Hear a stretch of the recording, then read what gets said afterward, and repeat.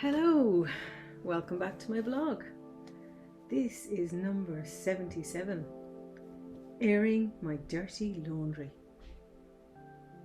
I hope things have been going okay for you. In our house, things have improved considerably, thanks to talking and listening to one another about our feelings, particularly in relation to the tragic death of our hockey mate Stella. May she rest in peace. We know that we must get on with life no matter what. The new academic year is in full swing here in the Southern Hemisphere, and there's much to be done. The overflowing laundry basket. With all members of the household back into the flow of studying, sport, leisure and gardening, the pile of dirty clothes has been building fairly quickly. As the homemaker of the family, it is my privilege to ensure the laundry basket doesn't overflow, because that would surely mess with my head. Thank goodness for the fantastic invention of the washing machine, as it does make the task easier. When I think about the plight of previous generations who had to slave over the washboard and flex their muscles to rinse the clothes, I realise just how lucky I am. Ah, the simple pleasures of life, eh? But as I was pulling the smelly sports shirts out of the basket the other day, my mind went to other things. A criticism that I'd received from someone who had read one of my newspaper articles about my drinking popped into my head. On the newspaper's Facebook post, the person commented, "Why is this even news? The writer's nothing but an attention seeker, airing her dirty laundry in public. Who even cares?" Sharing is caring. The comment hurt at the time. Of course it bloody did. Even if it was only for a split second. But then I turned my attention to the emails from readers thanking me for my honesty, an honesty which they say allows them to feel less daunted in opening up about their own issues. Like most human beings, I suffer with unhelpful thoughts of self-doubt and the raw feelings of not being worthy. It isn't always as simple as telling yourself that you are worthy. Often we need to go deep and do the work with the help of a counsellor to unpick the causes of these thoughts and feelings. But I must admit that when I receive uplifting feedback from readers of my blog who tell me that my writing resonates with them or gives them hope, my self-doubt dissipates for a while. It makes me think that I am living a meaningful life.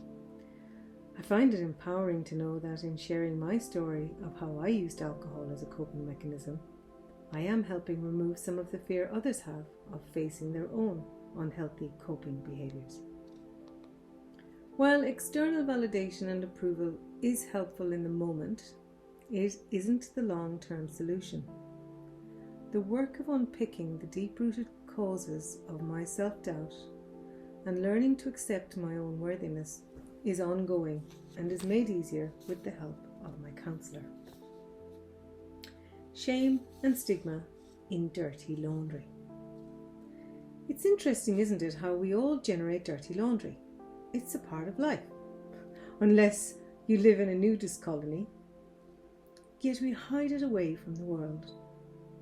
The term to air one's dirty laundry in public has been in use since the 1800s and is derived from the old French proverb, "Il faut laver son linge en famille," meaning one should wash one's dirty laundry at home.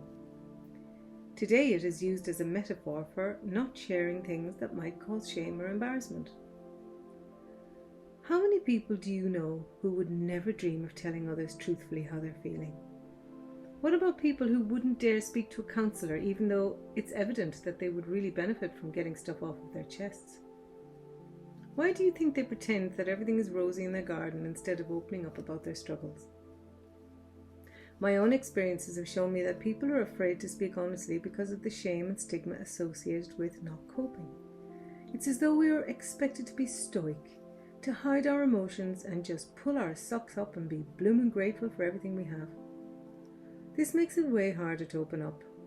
That fear of judgment far outweighs the need to get help. Being social creatures, we are wired for connection, and anything that might threaten our place in society is to be avoided at all costs. Fear of being rejected by our tribe stops us from revealing those parts of us that show our vulnerability and weakness. It takes strength to drop the fear of judgment and take a risk that many are not willing to take. But staying stuck in a place of pain takes its toll in the long run and can have detrimental effects on mental and physical health. I'm not suggesting that everyone should do what I did, write their story in a national newspaper. I agree that this would be a step too far for many. It was okay for me as I made a life out of challenging the status quo. I was already very used to being rejected for my outspoken ways. Me, the black sheep. Beyond our humanity.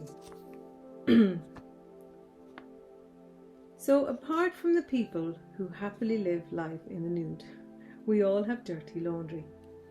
Just remember that nobody is perfect. Whether it's issues around hoarding, drinking, shopping, working too hard, pornography, gambling, drug taking, engaging in risky sexual behaviour. The list of unhealthy coping behaviours is as long as human suffering has been a thing. Some people feel brave enough to come out on stage with their hands in the air declaring, "I am struggling, I need help." Others are waiting in the wings, watching, learning and building the confidence to walk out into the light. Then there are those who are so choked with fear they cannot speak. All it takes is for someone to offer them a kind ear, to help them discover their strength, to fight the fear and free their voice so that they can speak their truth. What binds us together is the fact that we are all struggling in one way or another. In our humanity, we are also bound together by the fact that each one of us deserves to be happy. To be happy, in my view, is to be free of fear.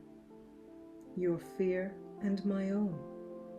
Fear is the greatest theft of happiness that ever darkened our door.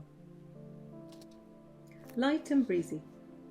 Sometimes it's necessary to visit a laundrette to tackle the heavy load of dirty laundry that has built up over time. Ignoring it will not make it clean. Using the laundrette as a metaphor for counselling practice, it is a place we can visit to help us to clean up the mess of our past without shame or judgment. It's practically impossible to get through life without some baggage, but we don't have to carry it all for the rest of our lives. One way to lighten that load is through self-compassion and self-leadership. I have one life and I have the leading role in it. This means not being afraid to admit when I am not coping, taking my healing into my own hands, seeking the right support from me, and absolutely not allowing other people's judgment to hold me back from living a life that is true and meaningful to me. Like the freshly laundered clothes that have been dried outdoors on a beautiful day, we too can find a way to refresh, start again with a clean slate, and feel light and breezy. A problem shared with an empathic, caring person is a problem on its way to being solved. Launching my counselling practice. So my new counselling practice is almost up and running. While I put the finishing touches to my website, I would love to get your views on the idea of counselling in a virtual world. If you were to consider seeking the support of a counsellor, is this something you would feel comfortable doing via Zoom, Skype or other virtual meeting app? How about a counselling session by phone? I'd really appreciate your input. I would be offering free 15-minute consultations to explore if I might be a good fit. Please let me know if this is something that's of interest to you. Thank you for taking the time to read this far. I hope you found it useful. Until the next time, bye for now. Love, Jill.